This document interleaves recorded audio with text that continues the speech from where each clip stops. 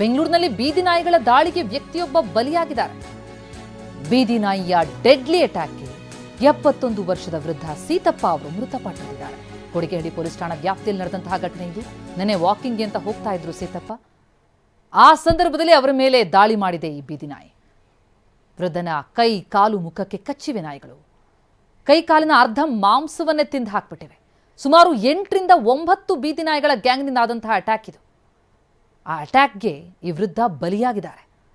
71 ವರ್ಷದ ವೃದ್ಧ ಸೀತಪ್ಪ ನಾಯಿಗಳ ಅಟ್ಯಾಕ್ನಿಂದಾಗಿ ಮೃತಪಟ್ಟಿದ್ದಾರೆ.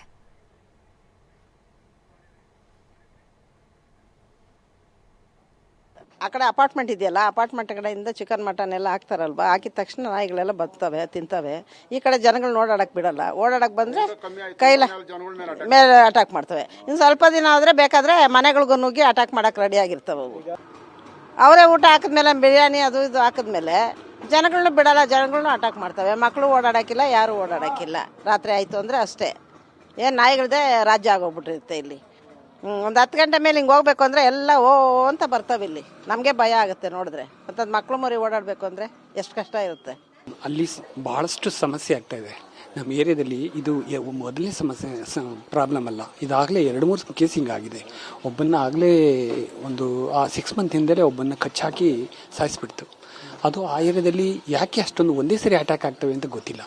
ಬಟ್ ಅದ್ರ ನಾಯಿ ಹೆರಿಡಿಟಿ ಅಥವಾ ಹೆಬಿಡಿಟಿ ಆ್ಯಕ್ಟಿವಿಟೀಸ್ ಏನು ಅಂತ ನಮಗೆ ಗೊತ್ತಿಲ್ಲ. ಅದು ಒಂದೇ ಸರಿ ಸಡನ್ನಾಗಿ ಅಟ್ಯಾಕ್ ಆಗ್ತದೆ. ಅಟ್ಯಾಕ್ ಆದರೂ ಒಂದು ಅಟ್ಯಾಕ್ ಆದರೆ 10-15 ಒಂದೇ ಸರಿ ಅಟ್ಯಾಕ್ ಆಗ್ತದೆ. ಏರಿಯಾದಲ್ಲಿ ಇದಾಗಲೇ 3-4 ಚಾನ್ಸು ಜನರನ್ನ ಕಚ್ಚಾಕಿದೆ. ಅದರಿಂದ ಅದಕ್ಕೆ ಯಾವ ಥರ ಪ್ರಿಕಾಷನ್ ತಗೋಬೇಕು ಅನ್ನೋದನ್ನು ಅದು BBMP ಅವರು ಅಥವಾ ಏನು ಅದಕ್ಕೆ ಸಂಬಂಧಪಟ್ಟವರು ತುಂಬ ಸರ್ ಆ ಕಡೆ ನಾಯಿಗಳ ಕಟ್ಟ, ಬೊಮ್ಮಸಂದ್ರದ ಕೆರೆ ಕಡೆ ಈ ಕೋಳಿ ಕಸ ಅದು ಇದು ಎಲ್ಲ ತುಂಬ ಹಾಕ್ತಾರೆ. ಅದರಿಂದ ನಾಯಿಗಳ ಕಟ್ಟ. ಮೊದಲು 6 ತಿಂಗಳಿಗೆ ಮೊದಲು ಒಂದು ಇದೇ ತರ ಆಗಿತ್ತು. ಅವರು ಬದುಕಿಲ್ಲ, ಸತ್ತೋದ್ರು. ಈಗ ನಮ್ಮ ಮಾವವರು ಹಿಂಗಾಗಿದ್ದಾರೆ ಸರ್. ಅವರು